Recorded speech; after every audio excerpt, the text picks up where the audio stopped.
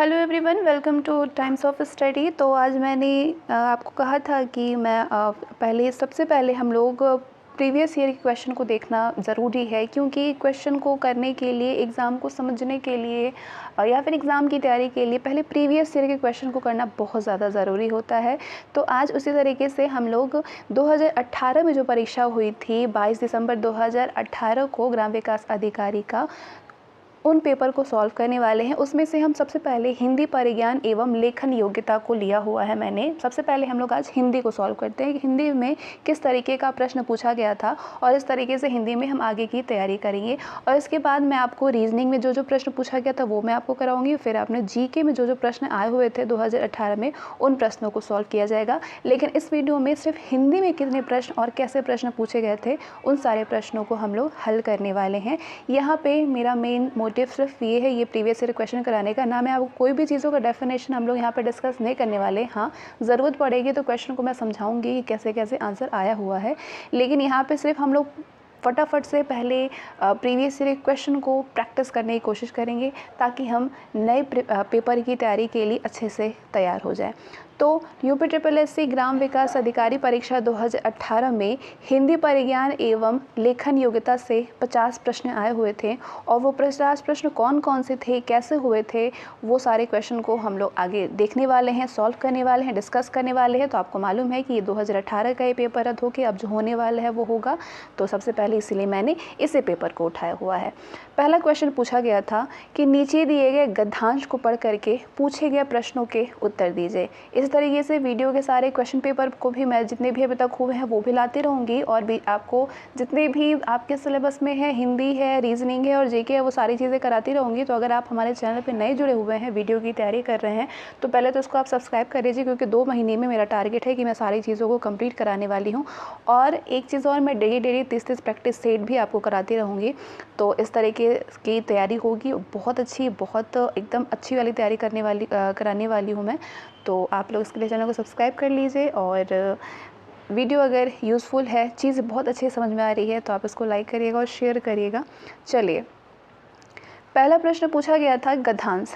गद्यांश को करने के लिए सबसे अच्छा तरीका मैं आपको बताती हूँ। एक बार में, चाहे आप कंप्रिहेंशन कर रहे हैं, गद्यांश कर रहे हैं, एक बार में रीड कर लीजिए पूरे स्टोरी को। एक बार में रीड करने से ना सारी स्टोरी मतलब अच्छे से समझ में आ जाती है। उसके बाद जब क्वेश्चन को करेंगे तो फटाफट से आंसर दे पाएंगे। एक बार रीड करके फिर उसके बाद जब क्वेश्चन करने चले तो एक बार आप और रीड कर सकते हैं। और वो बहुत जल्दी में, ऐसा नहीं कि रुक रुक के स्टोरी समझनी है, फटाफट से रीड करनी है। उसके बाद मोटे मोटे जो पॉइंट है वो दिमाग में आएंगे। जब क्वेश्चन आएगा सामने तो उस तरीके से आप क्वेश्चन कर पाएंगे कि आपने गद्यांश में ये चीज़ें पढ़ी थी। तो क्या है गद्यांश कि अपने प्रियजनों से रहित राज्य का किस काम का, अपने प्रियजनों से रहित राज्य किस काम का, प्यारी मनुष्य जाति का सुख ही जगत के मंगल का मूल साधन है, बिना उसके सुख के अन्य सारे उपाय निष्फल हैं, धन की पूजा से ऐश्वर्य, तेज, बल और पराक्रम नहीं प्राप्त होने का, चैतन्य आत्मा की पूजा से ही ये पदार्थ प्राप्त होते हैं। चैतन्य पूजा से ही मनुष्य का कल्याण हो सकता है। समाज का पालन करने वाली दूध की धारा जब मनुष्य के प्रेममय हृदय, निष्कपट मन और मित्रतापूर्ण नेत्रों से निकल कर के बहती है, तब वही जगत में सुख के खेतों को हरा भरा और प्रफुल्लित करती है, और वही उनमें फल भी लगाती है। स्टोरी आप सभी समझ गए होंगे। अगर आपको स्टोरी अभी भी चीज़ें क्लियर नहीं है, मतलब चीज़ें तो बहुत ईजी लैंग्वेज में क्लियर होगी, लेकिन आप क्वेश्चन को सॉल्व करने के लिए आप चाहते हैं कि एक बार इसको आप और रीड करना चाहते हैं, तो आप इसको पॉज करिए और रीड करिए।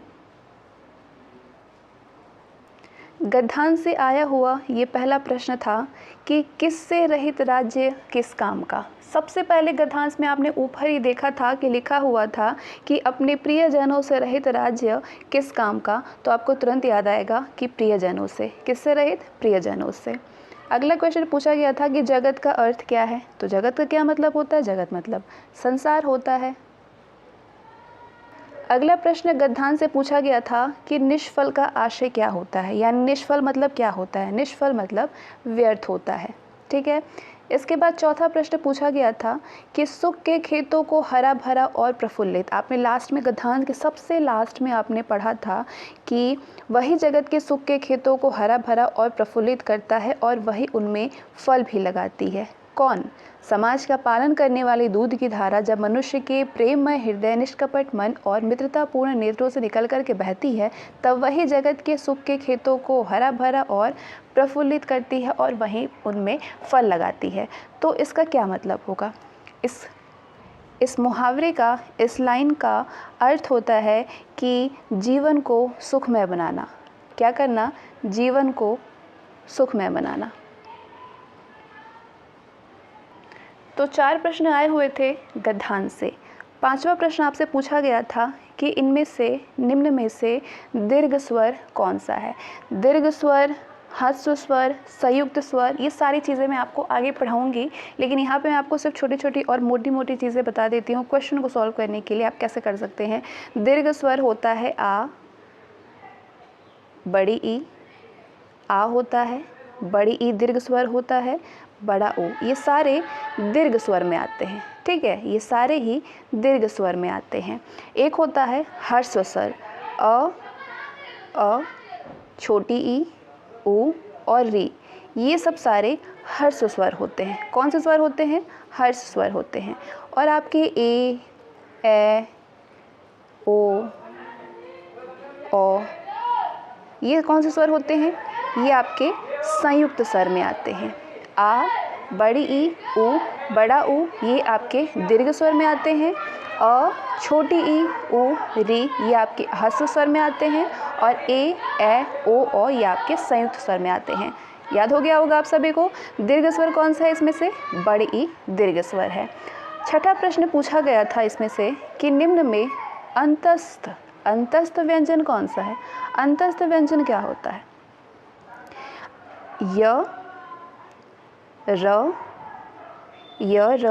ल, व, ये सब क्या है? ये सारे ही अंतस्थ व्यंजन हैं। क्या है? अंतस्थ व्यंजन है।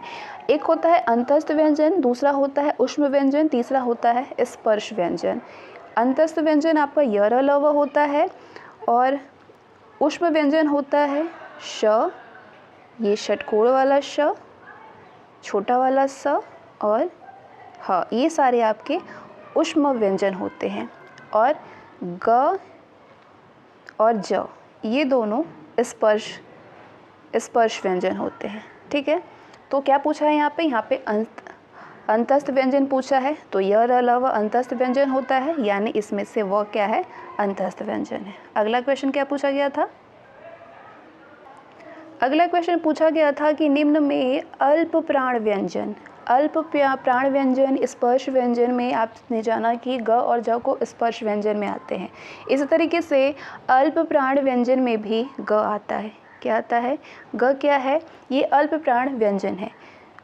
जिन भी व्यंजन के उच्चारण में, ध्यान से समझिएगा कि जिन भी व्यंजन के उच्चारण में श्वास अल्प मात्रा में निकली, यानी ग हम लोग तुरंत बोल रहे हैं, इसमें हम लोग की सांस बहुत कम यूज़ हुआ, सिर्फ ग बोल दिया, ऐसा नहीं ठ थोड़ा लंबा श्वास हमने लिया, ख, तो ये चीज़ें बोलने में थोड़ा ज़्यादा समय लग रहा है, घ बोलने, लेकिन ग तुरंत बोल रहे हैं।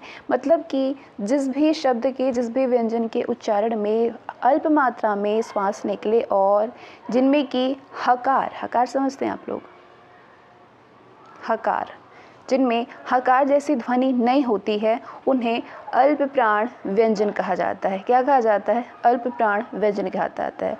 और प्रत्येक वर्ग का पहला यानी क, च, ट, त, प, और तीसरा, प्रत्येक वर्ग का तीसरा में यानी ग, ज, ड, द और ब, पहला, तीसरा और प्रत्येक वर्ग के पांचवे में क्या है? अंग, या इस तरीके से लिखते हैं, यहाँ उंगली से उतने अच्छे से लिख नहीं पा रही है, ड़, न और म, ये पांचवा। और अंतस्थ मैंने आपको बताया य, र, ल, व सारे अंतस्थ व्यंजन आते हैं।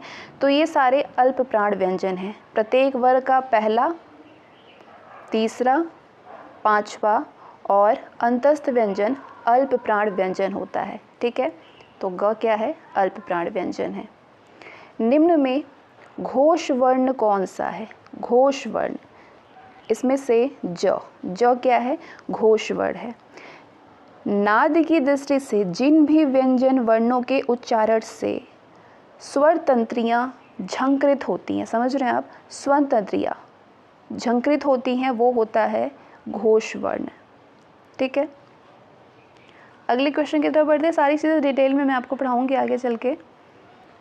क्वेश्चन नंबर 9 आया हुआ था ग्राम विकास अधिकारी 2018 में कि निम्न में ओष्ठ वर्ण कौन सा है। इनमें से ओष्ठ वर्ण बताइए कौन सा है। अ है, आ है, ई है, छोटी ई है या फिर छोटा ऊ है। तो आपका जवाब होना चाहिए कि छोटा ऊ ओष्ठ वर्ण है।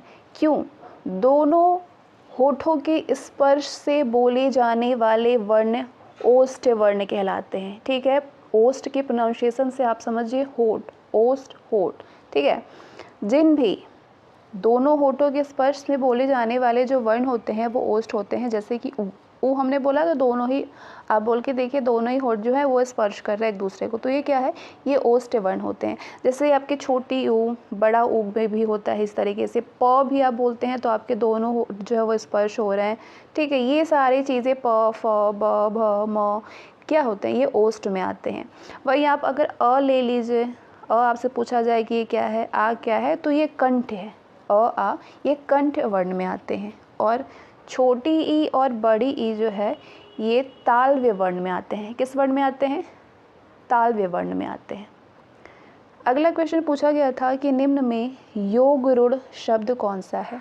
योग रूढ़ शब्द इनमें से जलज है। क्यों? जलज, जलधन ज, जलज मतलब कि जल में उत्पन्न या फिर जल से उत्पन्न। इसमें इससे कमल का अर्थ लिया जाएगा। ठीक है, कमल का भी अर्थ इससे लिया जा सकता है। ऐसे शब्द जो कि जो यौगिक तो होते हैं लेकिन अर्थ के विचार से अपने सामान्य अर्थ को छोड़ करके विशेष अर्थ के परिचायक होते हैं, वो आपके रोग रूढ़ शब्द कहलाते हैं। और आपसे पूछा जाए कि इनमें से रोग रूढ़ शब्द कौन है, तो जलज है, कमल है। ठीक है, क्वेश्चन नंबर 11 पूछा गया था महोत्सव का संधि विच्छेद करिए। तो महोत्सव का संधि विच्छेद होता है महाधन उत्सव। बैलगाड़ी में समास क्या है? समास को मैंने बहुत ही अच्छे तरीके से पढ़ाया हुआ है और आप तुरंत देख करके इसमें से बता सकते हैं कि बैलगाड़ी में कौन समास है। तो बैलगाड़ी में तत्पुरुष समास है, क्योंकि अगर इसका विग्रह करेंगे तो बैलगाड़ी का क्या होता है, बैल की गाड़ी, बैल की गाड़ी, इसमें तत्पुरुष समास होता है। और इस समास में उत्तर पद जो होता है, क्योंकि तत्पुरुष क्या है, इसमें उत्तर पद प्रधान होता है, गाड़ी क्या है, प्रधान है। कौन समास है ये? तत्पुरुष समास है। अगला क्वेश्चन पूछा गया था कि आगमन में उपसर्ग है। आगमन में उपसर्ग क्या है? ये आ, आ क्या है? आ उपसर्ग है। ठीक है, सॉरी यहाँ पे गलत से टाइप हो गया, या यहाँ पे आ होना चाहिए। ठीक है, सही जवाब होगा आ उपसर्ग है। आ उपसर्ग का मतलब होता है कि सीमा, और, समेत, कमी, विपरीत। इस उपसर्ग से निर्मित जो अन्य शब्द होंगे, जैसे कि इससे आप आ से क्या क्या बना सकते हैं, आकाश बना सकते हैं, आकाश शब्द बन सकता है। और इससे निर्मित कौन कौन शब्द बन सकते हैं? आकर्षण बन सकता है, आरंभ बन सकता है, आक्रमण बन सकता है, आचरण बन सकता है। ठीक है, और कौन शब्द बन सकते हैं? आजीवन भी बन सकता है। तो इस आस के उपसर्ग से निर्मित कई सारे शब्द बन जाते हैं। ठीक है, आ क्या है? इसमें उपसर्ग है। रसोइया में प्रत्यय क्या है? रसोइया में कौन सा प्रत्यय है? ईया। ईया क्या है? प्रत्यय है। इसमें ईया प्रत्यय का प्रयोग हुआ है। नेक्स्ट क्वेश्चन पूछा गया था कि निम्न में से कौन सा शब्द तत्सम है। तत्सम तद्भव भी मुझे पढ़ानी है, और सबसे इजी मुझे लगता है कि संधि विच्छेद के बाद तत्सम तद्भव ही होता है, जिसको बहुत ही आसानी से पहचाना जा सकता है। ठीक है, इनमें से तत्सम शब्द मतलब कि संस्कृत, तद्भव क्या होता है? हिंदी शब्द होता है, और तत्सम क्या होता है? संस्कृत शब्द होता है। तो संस्कृत से हिंदी को भी चेंज करेंगे तो कहा जाता है कि तत्सम से तद्भव बनाइए। तद्भव से तत्सम पूछे, यानी आपसे संस्कृत शब्द पूछा रहा है। तो इसमें से तत्सम कौन सा है? अगर क्षेत्र की बात करें तो क्षेत्र क्या है? तत्सम है। गधा बिल्कुल शुद्ध हिंदी है, घर बिल्कुल शुद्ध हिंदी है। अगर ये गृह होता तो ये आपका तत्सम होता, लेकिन ये घर है इसलिए तद्भव है। गाय आपका क्या है? ये आपका तद्भव है। अगर तत्सम पूछा जा रहा है तो क्षेत्र है। अगला क्वेश्चन पूछा गया था इनमें से कौन सा शब्द तद्भव है। अब आप ये बताइए कि बहुत शुद्ध हिंदी में आपको इनमें से कौन सा दिख रहा है। तो जीभ, जिह्वा तो लिखा नहीं है, जीभ लिखा है, तो यानी ये तद्भव है। यौवन, निर्झर, स्थान, ये सब आपके तत्सम में आते हैं। अगला प्रश्न पूछा गया था कि निम्न में से कौन सा शब्द देशज है। देशज, देशज इसमें से कटोरा है। कटोरा देशज है। देशज क्या होता है? वो शब्द, ध्यान से सुनिएगा, वो शब्द जो विभिन्न बोलियों या फिर भारतीय भाषाओं से हिंदी में आए हैं। वो शब्द जो विभिन्न बोलियों या भारतीय भाषाओं से हिंदी में आए हैं या जिनका स्रोत अज्ञात है, उन्हें कहा जाता है देशज शब्द। क्या कहा जाता है? उनको देशज शब्द कहा जाता है। जैसे कि जूता ले लीजिए, जूता आपका देशज शब्द है। क्या है? देशज है। कटोरा आपका देशज शब्द है। खिचड़ी है, पगड़ी है, तेंदुआ है, डिबिया है, ये सब सारे क्या है? देशज शब्द हैं। वहीं अगर आपसे पूछा जा रहा है यहाँ पे कि विदेशी शब्द इनमें से कौन सा है, तो टिकट इसमें से विदेशी शब्द है, क्योंकि ये अंग्रेजी भाषा है। ये शब्द विदेशी है, ठीक है। बाकी सब सारे हिंदी शब्द हैं। टिकट क्या है? विदेशी शब्द है, ठीक है। मयूर इसमें से तत्सम शब्द है। मयूर का तद्भव क्या होता है? मोर होता है, ठीक। नेक्स्ट क्वेश्चन पूछा गया था निम्न में संज्ञा शब्द बताइए। इनमें से संज्ञा क्या होता है? संज्ञा बचपन से आप लोग को याद होगा कि जिस भी संज्ञा से वस्तु अथवा व्यक्ति के समूह का बोध होता है वो क्या है? व्यक्ति और समूह का बोध हो तो वो आपका समूहवाचक संज्ञा होती है। अब यहाँ पे आप देख रहे हैं हरा, पतला, सभा, गहरा, इसमें से कौन सा है? इनमें से सभा क्या है? समूहवाचक संज्ञा है। संज्ञा समूहवाचक सभा। सभा, दल, गिरोह, गुच्छा, कुंज, मंडल, ये सब आपके समूहवाचक में आते हैं। तो जिस भी संज्ञा से वस्तु अथवा व्यक्ति के समूह का बोध होता है वो समूहवाचक संज्ञा होता है। और इनमें समूहवाचक संज्ञा है कहाँ पे है? तो सभा में है। अगला बढ़ते हैं हम क्वेश्चन की ओर। अगला पूछा गया था कि निम्न में इसमें से सर्वनाम शब्द कौन सा है। नींद, रोग, कौन, सफाई, इनमें से सर्वनाम कौन सा है? तो अब ध्यान से अगर देखेंगे तो कौन, कौन क्या है? ये सर्वनाम है। किसी भी संज्ञा के स्थान पर प्रयोग किए जाने वाले विकार शब्द को सर्वनाम कहते हैं। और हिंदी में टोटल आपके 11 सर्वनाम होते हैं। हिंदी में सर्वनाम 11 होते हैं। आप सभी को मालूम होगा कौन कौन से सर्वनाम होते हैं, और अगर नहीं मालूम है तो फटाफट से नोट डाउन आप कर लीजिए। मैं होता है, तू होता है, आप होता है, ठीक है। ये सब अलग अलग है, टोटल 11 होते हैं। यह होता है, वह होता है, ठीक है। जो होता है, टोटल 11 होते हैं। जो होता है, सो, कोई, ठीक है, कोई, कुछ, कौन और क्या, टोटल 11 हिंदी में सर्वनाम होते हैं। तो इसमें से कौन क्या है? सर्वनाम है। अगला प्रश्न पूछा गया था निम्न में विशेषण शब्द कौन सा है। लड़कपन, उचित, कठोरता, घबराहट, इसमें से विशेषण पूछ रहा है। तो अगर आप ध्यान से देखें तो उचित क्या है? उचित विशेषण है। ये क्या है? विशेषण का गुणवाचक विशेषण है। उचित मतलब ये बिल्कुल उचित बोल रहा है, उसके गुण को बता रहा है। ये उचित गुणवाचक विशेषण है। क्या होता है गुणवाचक? जिस भी शब्द से संज्ञा की गुण, दशा, स्वभाव आदि लक्षित हो उसे गुणवाचक संज्ञा विशेषण कहते हैं, ठीक है। गुणवाचक विशेषण कहा जाता है। उचित क्या है? गुणवाचक विशेषण।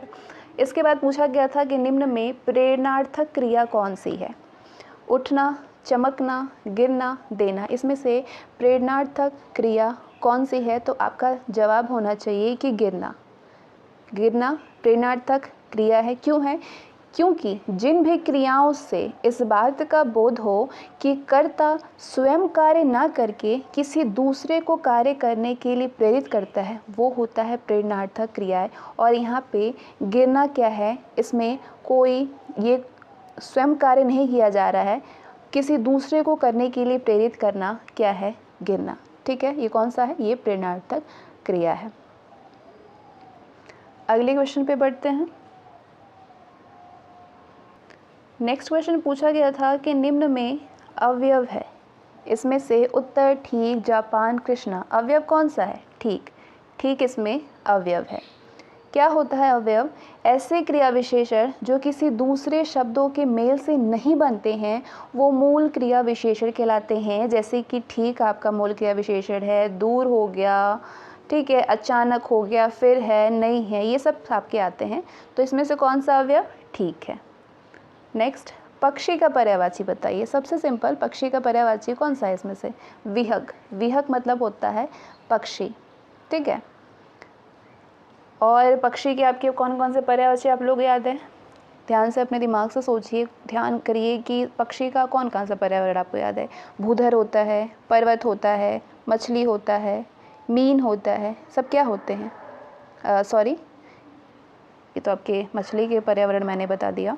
पक्षी का पर्यावरण होता है खग, सॉरी खग होता है, पखेरु होता है, और आपका अंडज होता है, परिंदा होता है, ये सब आपके पक्षी के पर्यायवाची शब्द होते हैं, ठीक है। मीन ये मत्स्य का है। नेक्स्ट, क्वेश्चन नंबर 25 पूछा गया था, जटिल का विलोम क्या होगा। जटिल का विलोम होता है सरल, ठीक है। और यहाँ पे कुटिल का भी विलोम सरल ही होता है। यहाँ पे थोड़ा सा आप देख सकते हैं कि थोड़ा सा ये चीज़ें, अब यहाँ पे आप सरल भी आंसर कर सकते हैं, जटिल, लेकिन हाँ दोनों का अलग अलग तो है, क्योंकि कुटिल का विलोम सरल होता है, लेकिन यहाँ तो जटिल का पूछा गया है, तो सही जवाब यहाँ पे सरल होगा, ठीक है। मैं खुद कंफ्यूज हो गई। क्वेश्चन नंबर 26 पूछा गया था कि जो देने योग्य है उसके लिए एक शब्द क्या होगा। ये वन वर्ड सब्स्टिट्यूशन है। जो देने योग्य होता है वो होता है आपका देय। क्या होता है, जो देने योग्य हैं वो होते हैं देय। जो गाने योग्य होते हैं उनके लिए एक शब्द होता है गेय। जो पीने योग्य होते हैं उनके लिए एक शब्द होता है पेय, ठीक है। अगला क्वेश्चन पूछा गया था कि दिन दिन शब्द युग्म का सही अर्थ क्या होगा। दिन दिन, दिन दिन का यहाँ पे मैंने दो ही ऑप्शन लिख लिया है केवल। वैसे दिन दिन का मतलब आप सभी को मालूम होना चाहिए कि एक दिन का मतलब होता है दिन, यानी दिन जो आज का दिन है, डे जिसको इंग्लिश में हम लोग कहते हैं, ये आपका दिन है। लेकिन दूसरा दिन को अगर आप ध्यान से इसमें जोड़ दें तो इस दिन को गरीब बोलते हैं। क्या बोलते हैं, बिगर, गरीब बोलते हैं। यानी एक दिन का मतलब है दिवस, दूसरे दिन का मतलब है गरीब, ठीक है। अगला क्वेश्चन पूछा गया था कि निम्न में से कौन सा शब्द अनेकार्थक है। अनेकार्थक शब्द आपको इसमें बतानी है। तो अगर आप देखेंगे अंबर को, अंबर क्या है, ये अनेकार्थक शब्द है। और इसके और भी मतलब अगर अंबर की बात करें तो अंबर मतलब आकाश होता है, वस्त्र भी होता है अंबर, कपास होता है, मेघ होता है, ये सब आपके अंबर में आते हैं, ठीक है। अनेकार्थक, पर्यायवाची। नेक्स्ट, क्वेश्चन नंबर 29 पूछा गया था, निम्न में वर्तनी की दृष्टि से शुद्ध शब्द आपको बतानी है। पूज्य, परीक्षण, परीक्षा, प्राण, इन चारों में सबसे शुद्ध, बिल्कुल शुद्ध तरीके से कौन लिखा गया है। तो परीक्षा शुद्ध तरीके से लिखा गया है। शुद्ध ही पूछा गया है ना, हाँ परीक्षा शुद्ध है। ये परीक्षा वर्तनी की दृष्टि से शुद्ध शब्द है, वर्तनी की दृष्टि से, ठीक है। और आप पूज्य ले लीजिए, परीक्षण ले लीजिए, और ये आपके प्राण हैं, ये सब अशुद्ध वर्तनी वाले शब्द हैं। जिनके शुद्ध रूप होते हैं, पूज्य में आपके बड़ा ऊ लगेगा, परीक्षण में बड़ी ई लगेगा, प्राण में ये प्राण, तो ये प्राण हो गया जो हम लोग कभी कभी बोल जाते हैं बिहारी में, लेकिन असलियत में ये होता है प्राण। क्या होता है, प्राण। लेकिन अगर इसको हम इंग्लिश में लिखेंगे तो इसको लिखेंगे प्राण, ठीक है। क्वेश्चन नंबर 30 पूछा गया था कि निम्न में वर्तनी की दृष्टि से अशुद्ध शब्द बताइए। शुद्ध तो आपने बता लिया, बताइए कि प्रादेशिक, माधुर्य, व्याप्त और प्रमाणिक में शुद्ध आपने क्या, अशुद्ध शब्द क्या भरा था आपने, अगर पेपर दिया होगा तो इसमें से अशुद्ध है प्रमाणिक, ठीक है। प्रमाणिक, वर्तनी की दृष्टि से ये अशुद्ध है। इसका शुद्ध रूप क्या होना चाहिए, प्रामाणिक, ठीक है, प्रामाणिक होगा, ये इसका सही शब्द है। नेक्स्ट, क्वेश्चन नंबर 31 पूछा गया था, निम्न में अधिकरण कारक का परसर्ग कौन सा है? निम्न में अधिकरण कारक का परसर्ग कौन सा है बताइए। परसर्ग पूछा जा रहा है अधिकारक का, तो इसमें पर आपका क्या है? ये है अधिकरण कारक का परसर्ग में कौन कौन से आते हैं? पर आता है, ठीक है, ये पर होता है, में, पर, ठीक है। कर्ता कारक का परसर्ग में ने क्या होता है? ये कर्म कारक का परसर्ग होता है। करण कारक का परसर्ग में से होता है। संप्रदान कारक के परसर्ग में का, के लिए, जैसे मैंने आपको बताया हुआ है सारी चीज़ें उसमें, तो इसका। और अगर अपादान पूछा जाए, जैसे अलगाव के अर्थ में से बोला जाता है, तो यहाँ पे आपका पर होगा, ठीक है। अगला क्वेश्चन पूछा गया था कि निम्न में पुल्लिंग शब्द बताइए। तो सबसे इजी क्वेश्चन था कि पुल्लिंग शब्द आप बता दीजिए। कौन सा बताए थे आपने? क्षेत्र, ठीक है। क्षेत्र पुल्लिंग शब्द है, जबकि आपका ये क्षमा, रीति, घटना, ये आपके स्त्रीलिंग में आते हैं। क्षेत्र आपके पुल्लिंग में आते हैं, ठीक है।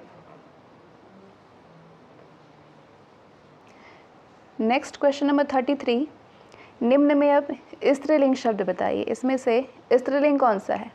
गरिमा। गरिमा, नाम भी लड़कियों का गरिमा रखा जाता है, तो ये आपके स्त्रीलिंग में आते हैं, ठीक है। बाकी आपके दुख, लेख, स्पर्श, ये सब पुल्लिंग होता है। किसका प्रयोग सदैव बहुवचन में होता है? दर्शन, नारी, लता, गाय। बहुवचन कौन सा है? दर्शन। दर्शन, लोग, प्राण, आंसू, दाम, होठ, ये सब आपके बहुवचन में होता है। जबकि आप नारी, तो आप देख रहे हैं कि एक वचन है। नारी का बहुवचन नारियां होता है। लता का लतियां, लताएं हो जाएगा। गाय का गायें हो सकता है, ठीक है। लेकिन दर्शन का बहुवचन नहीं बनाया जा सकता, ये खुद ही एक बहुवचन है। क्वेश्चन नंबर 35 पूछा गया था, निम्न में भूतकाल का उदाहरण। भूतकाल इसमें से कौन सा दिख रहा है आपको? पास्ट टेंस में मैं जाता हूँ, तो ये आपके प्रेजेंट की बात हो रही है। वो आ रहा है, राम घर गया था, वो पुस्तक पढ़ेगा, तो यहाँ पे तो फ्यूचर टेंस की बात हो गई। भूतकाल पूछा जा रहा है, तो राम घर गया था, ये आपका क्या है? भूतकाल है, ठीक है। अगला क्वेश्चन, निम्न में भाववाच्य, इसमें से भाववाच्य कौन सा है?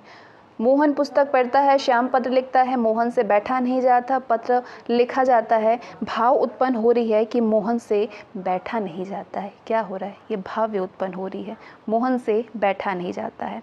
ये क्रिया का वो रूपांतर है जिसमें कि वाक्य में क्रिया और भाव की प्रधानता का बोध हो रहा है। अगला क्वेश्चन पूछा गया था, निम्न में कौन सा वाक्य मिश्र वाक्य है? मिश्र वाक्य आपको इसमें से बतानी है, कौन है? जब सवेरा हुआ, विद्वान सब पूजा जाता है। विद्वान सब जगह पूजा जाता है। अच्छा लड़का माता पिता की आज्ञा मानता है। वो पुस्तक राम की थी।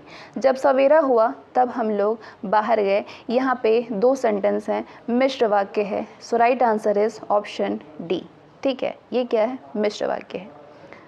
मिश्रित वाक्य है जिन भी वाक्य में एक प्रधान होता है, मतलब मुख्य होता है, वो उपवाक्य हो, और अन्य जो है उस पर आश्रित हो। आश्रित मतलब गौण होता है, तो वो आपस में कि, जो, क्योंकि, जितना, उतना, जैसा, वैसा, जब, तब, जहाँ, वहाँ, ये सारे यदि, यद्यपि, तथापि, इन सारी चीज़ों से अगर जोड़ दिया जाता है तो वो मिश्रित वाक्य बन जाता है। तो यहाँ पे आप देख रहे हैं कि ये तब से जुड़ा हुआ है, तब से जुड़ा है, तो ये क्या है? ये मिश्रित वाक्य है।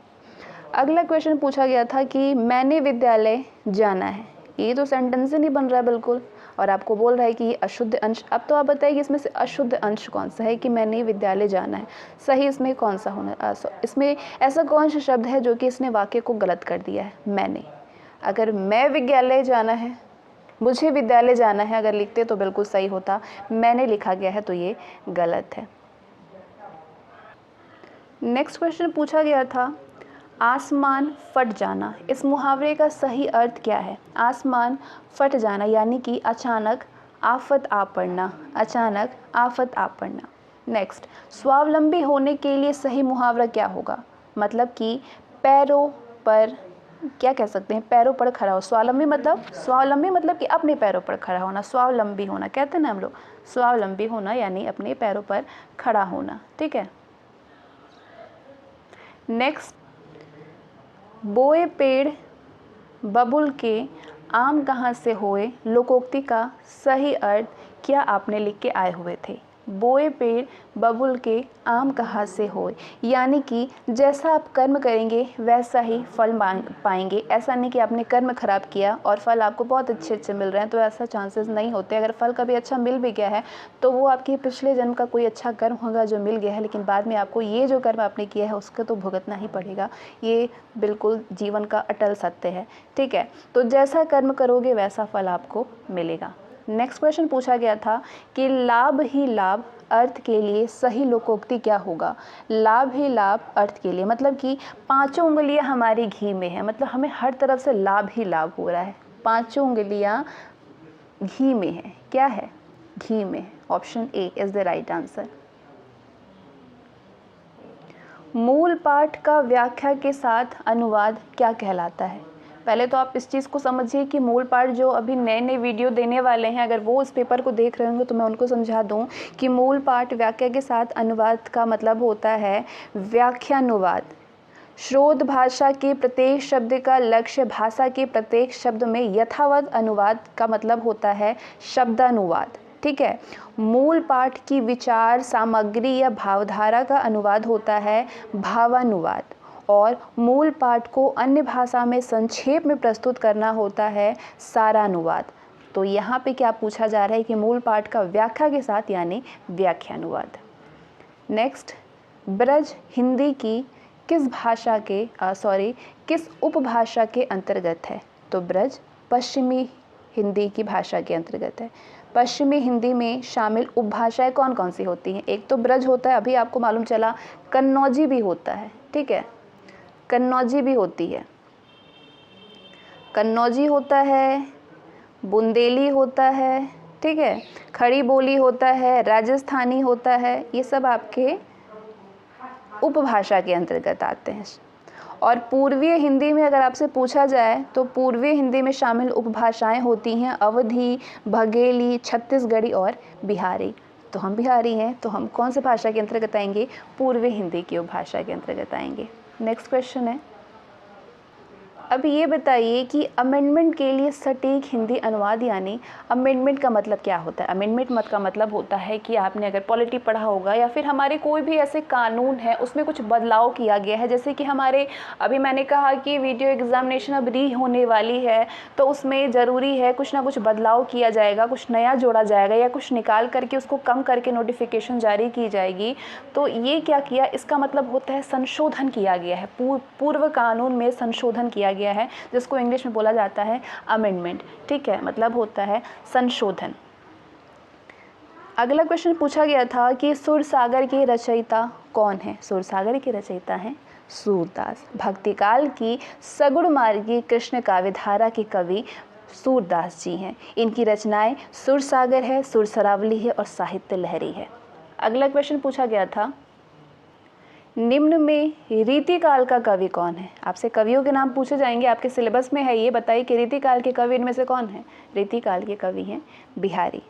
कवि बिहारी रीतिकाल के कवि हैं। इनकी प्रसिद्ध रचना कौन कौन से हैं, बिहारी सतसई है, जयशंकर प्रसाद, सूर्यकांत त्रिपाठी निराला और सुमित्रा नंदन पंत। ये लोग छायावाद काल के कवि हैं। किस काल के, छायावाद काल के कवि हैं, जबकि बिहारी क्या है, ये रीतिकाल के कवि हैं। अगला क्वेश्चन पूछा गया था, क्वेश्चन नंबर 49, उसने कहा था, इस कहानी के लेखक कौन है। उसने कहा था कहानी के लेखक हैं चंद्रधर शर्मा गुलेरी। चंद्रधर शर्मा गुलेरी की कौन कौन सी रचनाएं हैं आप लोगों को अगर मालूम होनी चाहिए, क्योंकि ये चीज़ें पूछी जाएगी। इनकी रचना है घंटाघर, और इनकी रचना कौन कौन सी है, धर्मपरायण रीछ है, धर्मपरायण रीछ, और कौन कौन सी रचना है इनकी, पाठशाला है इनकी रचना, पाठशाला है, और कौन सी रचना है इनकी, गुलेरी की?